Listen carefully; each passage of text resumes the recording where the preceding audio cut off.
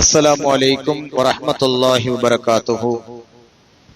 الحمد لله رب العالمين والصلاة والسلام على سيدنا محمد وعلى آله وصحبه أجمعين. أما بعد. கண்ணியத்துக்குரிய உலமாக்களே மற்றும் பெரியவர்களே, தாய்மார்களே, சகோதர சகோதரிகளே, நேரலையினூடாக இந்நிகழ்வை செவியேற்றுக் கொண்டிருக்கின்ற அன்பிற்குரிய நண்பர்களே, சங்கைமிக்க ரமலானுடைய மாதத்திலே நாம் அனைவரும் இருக்கின்றோம். இந்த ரமலானுடைய மாதத்திலே அல்லாஹ் சுப்ஹானஹு வ தஆலா லைலத்துல் கத்ரை அடைகிற பாக்கியம் பெற்ற மக்களாக நம் அனைவரையும் ஆக்கி அருள் புரிய வேண்டும் என்று பிரார்த்தித்தவனாக, ரமலானுடைய மாதம் என்பது பலவிதமான சிறப்பான அமல்களை முன்னிலைப்படுத்திய மாதம். பொதுவாக எல்லா அமல்களையும் இந்த மாதத்திலே செய்ய வேண்டும் என்று, அது சிறந்தது என்று நபிகள் நாயகம் ஸல்லல்லாஹு அலைஹி வஸல்லம் அன்னவர்கள் எங்களுக்கு வலியுறுத்திய மாதம். இதர காலங்களிலே செய்கின்ற அமல்களை விட ரமலானுடைய மாதத்திலே செய்கின்ற அமல்கள் 70 மடங்கு அல்லாஹ்விடத்திலே கூலி கொடுக்கப்படும் என்று ஸல்லல்லாஹு அலைஹி வஸல்லம் அன்னவர்கள் எங்களுக்கு வலியுறுத்தி இருக்கின்ற சிறப்பான மாதம். இந்த மாதத்திலே அல்லாஹ் சுப்ஹானஹு வ தஆலா எங்களுடைய உள்ளத்துக்கும் இறையச்சத்தை தருகின்றான், எங்களுடைய உடலுக்கும் ஆரோக்கியத்தை தருகின்றான். அல்லாஹ் சுப்ஹானஹு வ தஆலா குர்ஆனிலே சொல்கிற பொழுது, இந்த ரமலானுடைய மாதத்திலே எங்களுக்கு நோன்பு கடமையாக்கப்பட்டிருக்கிறது. அதனுடைய நோக்கம் லஅல்லக்கும் தத்தகூன், நீங்கள் உள்ளம் சீரானவர்களாக, இறையச்சம் உள்ளவர்களாக ஆக வேண்டும் என்று அல்லாஹ் சொல்கிறான். ஸல்லல்லாஹு அலைஹி வஸல்லம் அவர்கள் சொல்கிறார்கள், சூமு தஸிஹு, நீங்கள் நோன்பு நோற்றால் ஆரோக்கியம் அடைவீர்கள், நோன்பு நோற்றுக் கொள்ளுங்கள் என்று சொல்கிறார்கள். இந்த இரண்டையும் வைத்து நாங்கள் பார்க்கிற பொழுது, ஒரு மனிதனுடைய உள்ளமும் உடலும் இறையச்சத்தாலும் ஆரோக்கியத்தாலும் இறைவனால் பரிசுத்தப்படுத்தப்படுகின்ற ஒரு மாதமாக இந்த ரமலானுடைய மாதம் இருக்கிறது. ஒரு மனிதனுடைய உள்ளம் சுத்தமடைவதற்காக, இறையச்சமுடையதாக வருவதற்கு அமல்கள் அவசியம். ஆனால் ஒரு மனிதனுடைய உடல் சீராக இருப்பதற்கு அவனுடைய அன்றாட வாழ்க்கையில் இருக்கின்ற செயற்பாடுகளில் விதிமுறைகள் அவசியம். ஒரு மனிதன் எதை சாப்பிட வேண்டும், எதை சாப்பிடக்கூடாது, எப்படி சாப்பிட வேண்டும், எப்படி சாப்பிடக்கூடாது, எந்த நேரத்திலே சாப்பிட வேண்டும், எந்த நேரத்திலே சாப்பிடக்கூடாது என்கிற விதிமுறைகளை ஒரு மனிதன் பின்பற்ற வேண்டும். அவ்வாறு பின்பற்றினால் மட்டும்தான் ஒரு மனிதனுடைய உடல் ஆரோக்கியமானதாக இருக்கும். நீங்கள் பாருங்கள், இஸ்லாத்திலே பன்றி ஹராமாக்கப்பட்டிருக்கிறது, நாய் ஹராமாக்கப்பட்டிருக்கிறது, பாம்பு ஹராமாக்கப்பட்டிருக்கிறது, இப்படி பல விஷயங்கள் ஹராமாக்கப்பட்டிருக்கின்றன. ஆனால் சில நாடுகளில் இந்த பொருட்களை சாப்பிடுகின்ற மக்களும் உயிரோடு தான் இருக்கிறார்கள். பன்றியை சாப்பிடுகின்றவர்கள் உலகத்திலே இல்லையா? இருக்கிறார்கள். நாய் இருக்கிறார்கள், பாம்பு சாப்பிடுவர்கள் இருக்கிறார்கள். ஒரு உணவை உட்கொள்ளுவதன் மூலமாக நாம உயிரோடு இருக்கிறோம் தானே என்பது அளவுகோல் அல்ல. ஒரு மனிதன் ஒரு உணவை உட்கொள்கிறான், அவன் உயிரோடு இருக்கிறான். அவன் உயிரோடு இருக்கிறான் என்பது ஆரோக்கியத்துக்கு ஆதாரம் அல்ல. ஆரோக்கியம் என்பது அவன் உயிரோடு இருந்தாலும் முதலில் இறைவனுடைய ஆசீர்வாதம் அந்த உணவில் இருக்க வேண்டும். நம்ம விரும்பி சாப்பிடுகிற சாப்பாட்டுல முதலாவது அல்லாஹ்வுடைய ஆசீர்வாதம் இருக்க வேண்டும். அதனால்தான் அல்லாஹ் சுப்ஹானஹு வ தஆலா குறிப்பிட்ட 3 கால்நடைகளை சொல்லி அவைகளுடைய இறைச்சியை நீங்கள் மாமிசமாக உணவாக புசித்துக் கொள்ளுங்கள் என்று எங்களுக்கு தந்திருக்கிறான். ஒட்டகத்தை தந்திருக்கிறான், மாட்டை தந்திருக்கிறான், ஆட்டை தந்திருக்கிறான். இந்த உணவை உட்கொள்கிற பொழுது அல்லாஹ்வுடைய ஆசீர்வாதமும் அங்கே இருக்கும், உடலுக்கு ஆரோக்கியமும் இருக்கு. அப்ப நாம எந்த உணவை உட்கொள்கிறோம் என்றால், பாம்பை திங்கிறான், நாயை திங்கிறான், பன்றியை திங்கிறான், ஆனா அவன் உசிரோடு இருக்கான் என்கிறதல்ல அளவுகோல். இந்த பொருட்களில் அல்லாஹ்வுடைய ஆசீர்வாதம் இருக்கிறதா, ஸல்லல்லாஹு அலைஹி வஸல்லம் அவர்களுடைய ஆசீர்வாதம் இருக்கிறதா என்பதை நாங்கள் பார்க்க வேண்டும். அந்த 2 விஷயங்கள், ஒன்று ஆசீர்வாதம், இரண்டாவது ஆரோக்கியம். இந்த 2ஐயும் கவனிக்காமல் உயிரோடு இருப்பதை மட்டுமே ஒருவன் கவனித்து ஒரு உணவை ஏற்றுக்கொள்கிறான் என்றால் அங்கே இறைவனுடைய ஆசீர்வாதம் இருக்காது, உடலுக்கு ஆரோக்கியமும் இருக்காது. இதான் உணவை பொறுத்த வரைக்கும் இஸ்லாம் தரக்கூடிய ஒரு அழகிய வழிமுறை. பாருங்கள், தேனை பற்றி அல்லாஹ் குர்ஆனிலே சொல்கிறான். தேன் சாப்பிட வேண்டும் என்பதை பற்றி அல்லாஹ் குர்ஆனிலே சொல்லி இருக்கிறான். தேனை பற்றி ஸல்லல்லாஹு அலைஹி வஸல்லம் சொல்லி இருக்கிறார்கள். கரிஞ்சி என்கின்ற ஒரு கடுகு, சின்ன வித்தை ஸல்லல்லாஹு அலைஹி வஸல்லம் சொல்லி இருக்கிறார்கள்.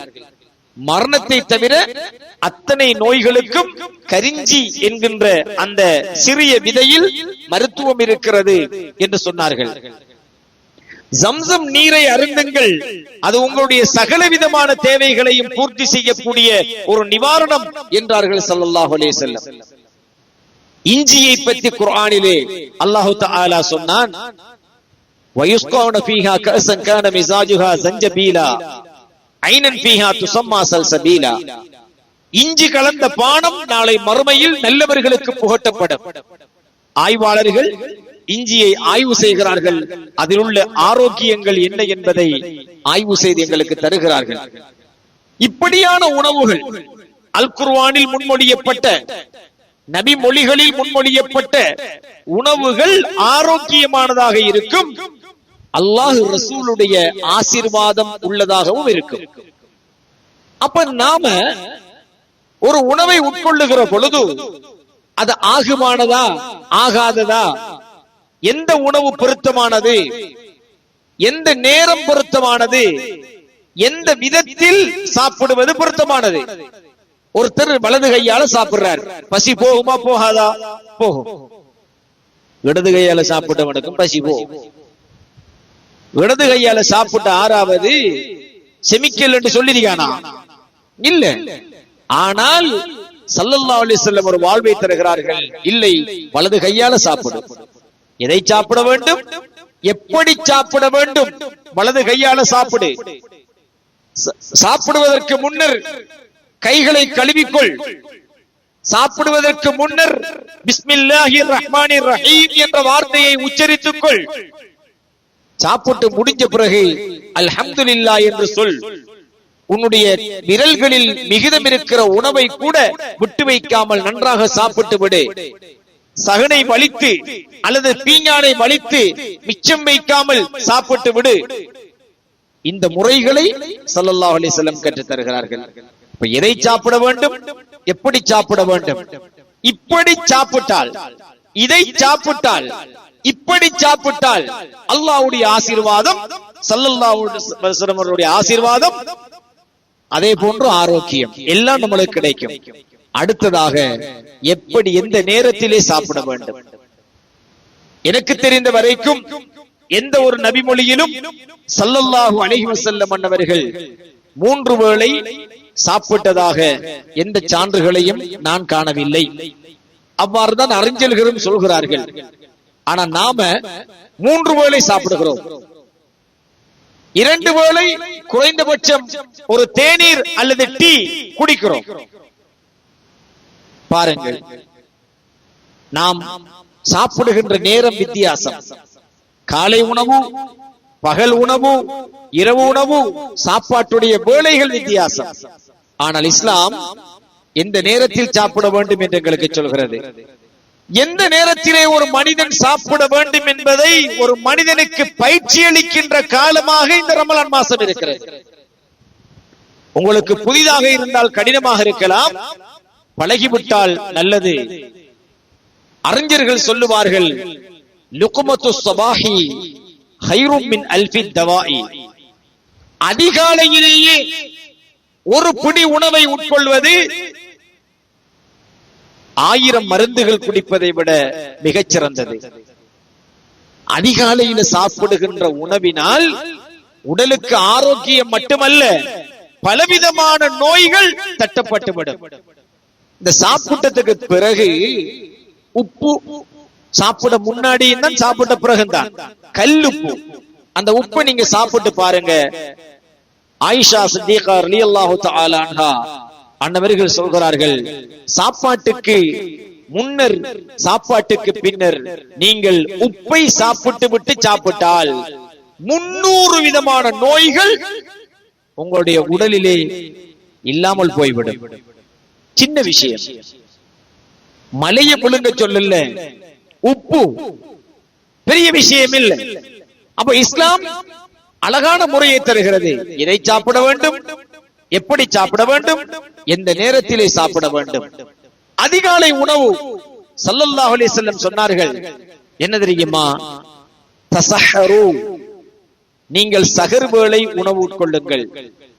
ஃபஇன்ன ஃபிஸ் ஸுஹூரி பரக்கா, சஹருடைய வேளையில் உட்கொள்கிற உணவுக்கு அருள் இருக்கிறது, பரக்கத் இருக்கிறது என்றார்கள் ஸல்லல்லாஹு அலைஹி வஸல்லம். இந்த பரக்கத் என்கிற சொல்லுக்குள் அல்லாஹ் ரசூலுடைய ஆசீர்வாதமும் இருக்கிறது, உடலுக்கு ஆரோக்கியமும் இருக்கிறது. பாருங்கள், காலையில் நாங்கள் ஒரு 9 மணிக்கு அல்லது 10 மணிக்கு இலங்கை நேரப்படி காலை சாப்பாடு சாப்பிட்டு விட்டோம். அடுத்த பசி எப்ப வரும்? 1 மணிக்கு வரும். எவ்வளவு நேர வித்தியாசம்? 3 மணித்தியாலம் அல்லது 4 மணித்தியாலம். அந்த பகல் நேரம் சாப்பிடவில்லை என்றால் அடுத்த கட்டம் எங்களால் நகர முடியாது. ஆனால் சஹருடைய வேளை சாப்பிட்டு பாருங்கள். ஒரு மனிதன் இலங்கை நேரப்படி சஹருக்கு 4 மணிக்கு சஹர் செய்கிறான் என்று வைத்துக் கொள்ளுங்கள், ஒரு குத்து மதிப்பாக, அல்லது 4:30க்கு சஹர் செய்கிறான் என்று வைத்துக் கொள்ளுங்கள். அவன் அந்த நோன்பை திறக்கின்ற பொழுது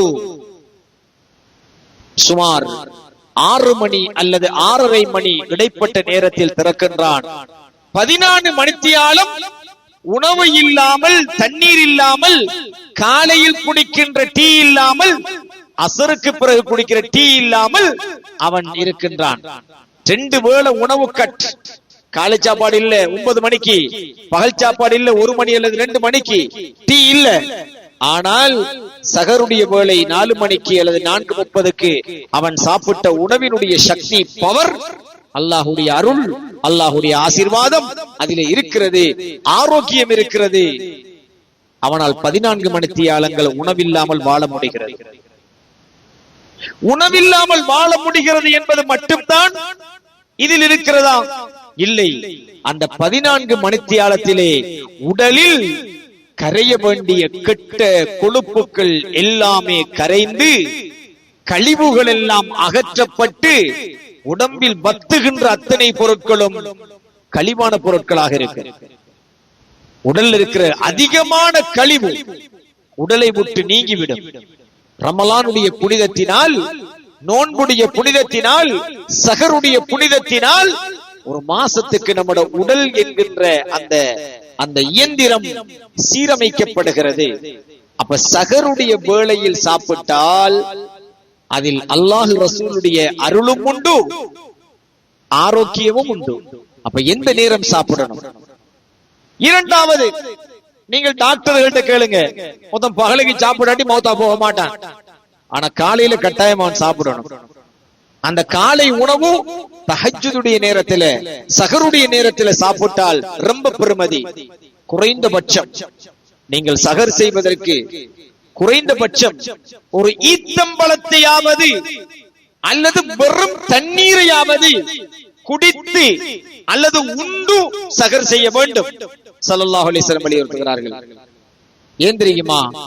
அதுல பரக்கத் இருக்கு. அது பெரிய பிரியாணி திங்கணும் என்ற அவசியம் இல்லை, பெரிய சுட்ட கோழி திங்கணும் என்ற அவசியம் இல்லை. ஒரு ஈத்தம்பழத்தையாவது சாப்பிடணும், அல்லது ஒரு முடக்கு தண்ணீராவது குடிக்க வேண்டும். அந்த நேரத்திலே சாப்பிடுகின்ற உணவுக்கு அல்லாஹ்வுடைய அருளும் இருக்கிறது, ஆசீர்வாதம் இருக்கிறது, ஆரோக்கியம் இருக்கிறது. இதற்காகத்தான் எந்த நேரத்தில் சாப்பிட வேண்டும் என்பதை இஸ்லாம் சொல்லுகிறது. பழைய ஆட்கள் சொல்லுவாங்க, இரவு சாப்பாடு தின்னலாட்டி ஆணிட பிலம் குறைஞ்சு போயிடும், இல்லாட்டி இவர் பெரிய பெரிய மரத்தை தூக்கினால்தான். அப்படி இல்லை. என்னன்னா இரவுல சாப்பிடணும்ங்கிறது உண்மை. சாப்பிட வேண்டிய நேரம் என்ன தெரியுமா? டாக்டர்மார் என்ன சொல்றாங்க? குறைஞ்சபட்சம் இரவு 8 மணியோட நீ சாப்பிட்டு முடி, 8 மணியோட சாப்பிட்டு முடி. எந்த டாக்டரும் பகல் சாப்பாட்டை வலியுறுத்த மாட்டாங்க. காலையில டைமுக்கு சாப்பாடு, இரவைக்கு நீ 8 மணிக்கு டைமுக்கு சாப்பிடு. என்ன வித்தியாசம் தெரியுமா? காலை சாப்பாடு ஒரு 8 மணிக்கு சாப்பிடுறோம், இரவு சாப்பாடு ஒரு 8 மணிக்கு சாப்பிடுறோம், 12 மணித்தியாலும் கேம். இஸ்லாம் என்ன சொல்லுது? அத தஹஜ்ஜுத் சஹருக்கு சாப்பிடு, மக்ரிபுக்கு சாப்பிடு. வித்தியாசம் அவ்வளவுதான், 14 மணித்தியால கேம் வித்தியாசம். அப்ப இந்த உடல் ஆரோக்கியத்தோடு சேர்த்து அல்லாஹ் ரசூலுடைய அருளும் ஆசீர்வாதமும் நமக்கு கிடைக்க வேண்டும் என்றால் அது சஹருடைய உணவிலும் இஃப்தாருடைய உணவிலும் இருக்குது. நாம எத்தனை மணிக்கு சாப்பிடுற? தூங்க முந்தி சாப்பிடுற. தூங்குற எத்தனை மணிக்கு? சாப்பிடுறதுக்கு பிறகு தூங்குற. டைம் இல்ல, அதுக்கு டைம் தெரியா. நீங்க எத்தனை மணிக்கு தூங்குற? சாப்பிடுறதுக்கு பிறகு தூங்குற.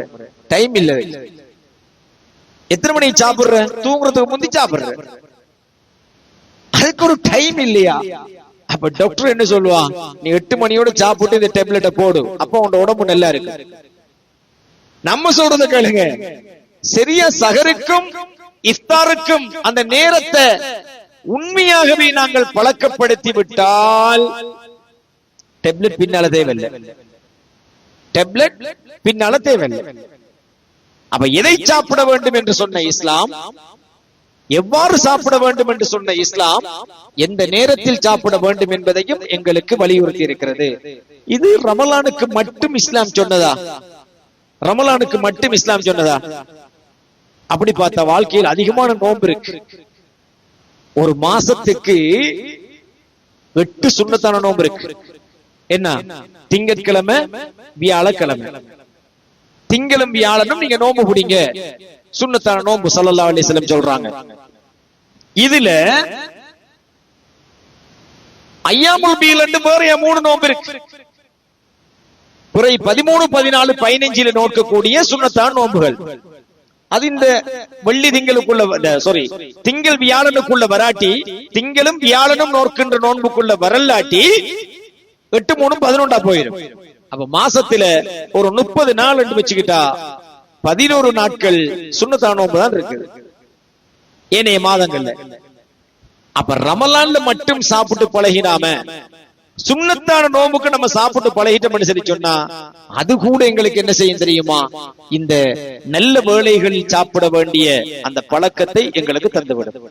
அப்ப ரமலான் என்கிறது பரக்கத்து செய்யப்பட்ட மாதம், அது வேற விஷயம். ஷஹ்ரு ரமலான் அல்லது உன்சில ஃபீஹில் குர்ஆன், குர்ஆன் இறக்கப்பட்ட மாதம், பரக்கத்து செய்யப்பட்ட மாதம். ஷஹ்ரு ரமலான் மாதம் வந்து ஷஹ்ருன் முபாரக், ஷஹ்ருன் அலீம், மகத்தான மாசம், பரக்கத் செய்யப்பட்ட மாசம் ஸல்லல்லாஹு அலைஹி வஸல்லம் சொன்னாங்க. அத்தோட எங்களை பதப்படுத்துகின்ற தக்வா மட்டுமல்ல, உடலையும் பரிசுத்தப்படுத்துகின்ற மாதம், உடலையும் பரிசுத்தப்படுத்துகின்ற நோன்பு. நல்ல பழக்க வழக்கங்கள். ஒருவன் எப்ப எழும்ப வேணும்? சஹர்ல எழும்ப வேணும், தஹஜ்ஜுதுல எழும்ப வேணும். அந்த எழும்ப தூக்கத்திலிருந்து கண்விழிக்க வேண்டிய நல்ல நேரத்தை கூட ரமலான் எங்களுக்கு பயிற்சி தருகிறது.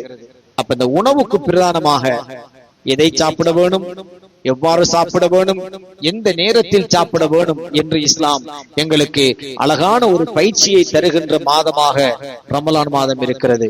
ஒரு ஊர்ல எத்தனை பாடசாலை இருக்குன்னு பாருங்க, எத்தனை பாமசி இருக்குன்னு பாருங்க, எத்தனை பள்ளி இருக்குன்னு பாருங்க, எத்தனை பார்மசி இருக்குன்னு பாருங்க. பார்மசி கூடி போச்சு, மருந்து வகைகள் கூடி போச்சு, நம்முடைய உணவு பழக்க வழக்கங்கள் இருக்கின்ற பிரச்சனைகளால் இந்த விஷயங்கள் எங்களுக்கு இடர்முடராக வந்து கொண்டிருக்கிறது. இப்ப அடுத்த விஷயம், நோன்பு பிடிக்கணும், சகரு செய்யணும், நோன்பு திறக்கணும், இஃப்தார் செய்யணும்.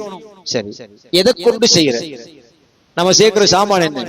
அம்பட்டும் நோயை தரக்கூடிய உணவு வகைகளை முதலாவது முற்படுத்திக் கொள்றேன். ஈச்சம்பளத்துக்கு முதல்ல சம்சாவை தான் கடிக்கிறேன். என்ன நாக்கில உறப்பு பட்டாதான் நோன்பு சரியா இருக்கு. அப்படி இல்ல, நாம முடியுமான வரைக்கும் சைட் எஃபெக்ட், மனிதனுக்கு பக்க விளைவுகளை தரக்கூடிய அல்லது நோய்களை உருவாக்கக்கூடிய உணவுகளை தவிர்க்க வேண்டும். அதற்கு சிறந்த வழி ஒன்று, அந்த உணவுகளை நம்முடைய இடங்களில் தயாரித்துக் கொள்ள வேண்டும், அல்லது சிறந்த உணவுகள் தயாரிக்கப்படுகின்ற இடங்களுக்கு சென்று உணவுகளை வாங்கிக் கொள்ள வேண்டும். ஒரு பொருளை வாங்குகிற பொழுது உடலுக்கு கேடான ஏதாவது அங்கே கலக்கப்படுகிறதா என்பதை ஒரு அவதானம் எடுத்துக் கொள்ள வேண்டும். அது அஜினமோட்டோவாக இருந்தாலும் சரி, இதர சுவையூட்டிகளாக இருந்தாலும் சரி, நாங்கள் கவனித்துக் கொள்ள வேண்டும். நமது முன்னோர்கள் கஞ்சிக்கு இஸ்லாத்தில இருந்த ஹதீஸும் இல்ல, குர்ஆனும் இல்ல. ஈமான் கொண்டவர்களை கஞ்சி காய்ச்சுங்கண்டு குர்ஆன்ல சொல்லையும் இல்ல, ஹதீஸில சொல்லையும் இல்ல. ஆனால் ஆரோக்கியமான ஒரு உணவாக அந்த கஞ்சியை எங்களுக்கு தந்தார்கள். செமிபாட்டுக்கு மிக இலகுவானது, சுவைப்பதற்கும் உண்பதற்கும் மிக இலகுவான உணவு. 14 மணித்தியாலம் காஞ்ச வயிறாக குடலாக இருந்த ஒரு மனிதன் அப்படியான ஒரு நீர் பதார்த்தமான ஒரு உணவை உட்கொள்கிற பொழுது அவனுக்கு அந்த உடலில் ஆரோக்கியத்தை ஏற்படுத்த முடியும். சும்மா அம்மிக்கல் சைஸ்ல சோட்டிஸ் வகைகளை வச்சு இறக்கினா பிடிச்ச நோம்புல உடம்பும் இபாதத்தை ஏற்றுக்கொள்ளப்படும். ஆனால் உடலுக்கு கேட்டை நாங்கள் விலை கொடுத்து வாங்குகிறோம். அது தராவி தொழ முடியாமல் ஆக்கள் சொல்ற களைப்பு, அதால இன்னைக்கு தராவிக்கு தொழல. அப்படியா? என்ன களைப்பு? எல்லாரும் தான் நோம்பு பிடிச்ச, என்ன களைப்பு? நீங்க நோம்பு என்ன தலையில தூக்கி பிடிச்சா? இல்ல. என்ன பிரச்சனை? நோம்பு துறந்த களைப்பு, திண்ட சோட்டிஸ் களைப்பு, திண்ட சாப்பாற்ற களைப்பு. சில ஊர்கள்ல தராவீக 8 மணி 8:30 மணிக்கு பிறகு தொழுகை நடத்துவாங்க. ஆனா இன்னும் சில ஊர்கள்ல இஷாவுக்கே தொழுதுவாங்க. இஷா தொழுகை ஜமாத்தோடைய தராவி கண்டினியூவா போகும். அந்த மக்கள் நோன்பு திறந்து அடுத்த நிமிஷம் பள்ளிக்குள்ள வந்துருவாங்க. அப்ப நாம நோன்பு துறக்கிற எப்படி என்று கேட்டா, மலைய குமிச்சு நோன்பு துறக்கிற. அப்ப டயர்டு வராம என்ன செய்யும்? அதிகமா சாப்பிட்டால் உடல் சோர்வடைந்து விடும். கூடிய சாப்பிட்டா உடம்பு தெம்பு வாரங்கிறது பொய்.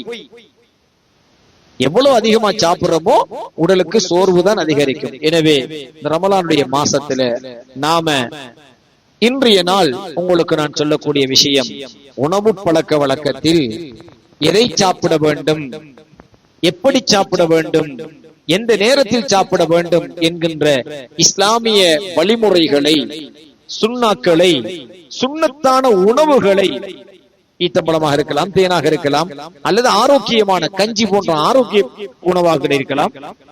இப்படியான உணவுகளை எங்களுடைய உணவாக நாங்கள் எடுத்துக்கொண்டால் நிச்சயமாக அமலுக்கும் நோன்புக்கும் சோர்வு இருக்க மாட்டாது.